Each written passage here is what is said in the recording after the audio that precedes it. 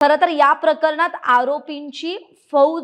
आरोपींच्या बाजूनं वकिलांची फौज खरं तर कोर्टात आपल्याला पाहायला मिळते। अशी सुद्धा मधल्या काळात भाजप आमदार सुरेश धसांनी म्हटलं होतं की आरोपींना वाचवण्यासाठी 35 वकील हे वकिली करण्यासाठी रेडी आहेत, त्यांची फौज तयार आहे। त्यामुळे त्यांच्याकडे किती पैसा आहे, त्यांच्याकडून किती एकूणच आपली ताकद लावली जाते, हे एक वाक्य म्हटलं गेलं होतं। त्यामुळे खरं तर आज आरोप निश्चितीकडे जाण्यापूर्वी ॲडिशनल एव्हिडन्स आम्हाला मिळालेला नाही असा सुद्धा आरोप किंवा अशी सुद्धा मागणी आरोपीच्या वकिलांकडून करण्यात आली। आणि त्यावेळी ते म्हणजे जे ॲडिशनल पुरावे मागच्या सुनावणीत कोर्टात सादर करण्यात आले, जे सहाय्यक सरकारी वकील आहेत बाळासाहेब कोल्हे यांनी ते सादर केले, तर ते ॲडिशनल पुरावे म्हणजे अतिरिक्त पुरावे आपल्याला मिळावेत यासाठी आरोपीच्या वकिलांनी मागणी केली आणि ती बाजू आज कोर्टासमोर मांडली।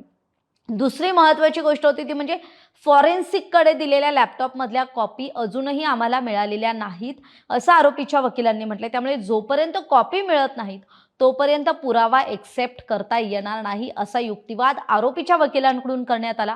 तर कॉपीज दिल्या जात नाहीत तोपर्यंत पुरावा रेकॉर्डवर घेऊ नये अशी विनवणी सुद्धा आरोपीच्या वकिलांनी केली। याशिवाय चार्ज फ्रेमच्या आधी आम्हाला त्याच्या प्रती देण्यात याव्यात ही सुद्धा मागणी आरोपीच्या वकिलांनी केली।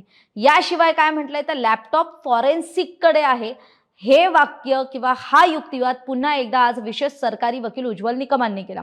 खरं तर लॅपटॉप आणि जे पेनड्राईव्ह आहेत किंवा जे अतिरिक्त पुरावे आहेत त्याबाबत सांगायचं झालं तर मागच्या सुनावणीत सुद्धा हाच मुद्दा लावून धरला होता आरोपीच्या वकिलांनी। त्यावेळी सुद्धा सहाय्यक सरकारी वकील बाळासाहेब कोल्हे यांनी ठणकावून सांगितलं होतं की त्या लॅपटॉपमध्ये किंवा त्या जे काही पुरावे आहेत त्यामध्ये खरं तर या घटनेचे व्हिडिओज आहेत, त्यात काही एखादी फिल्म नाही। त्यामुळे हे खाजगी पुरावे आहेत, त्याचा गैरवापर होईल, आम्ही एवढा मोठा डेटा देऊ शकत नाही असं आज तपास अधिकाऱ्यांनी सांगितलेलं आहे न्यायालयासमोर आरोपीच्या वकिलांना।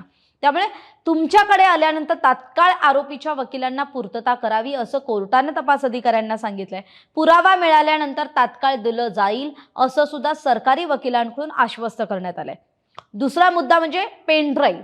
पेनड्राईव्ह मध्ये काय आहे हे आपल्याला पाहायचं आहे, मला काही दिवसांचा वेळ द्या असं आरोपी प्रतीक घुलेचे जे नवीन वकील आहेत त्यांनी म्हटलंय।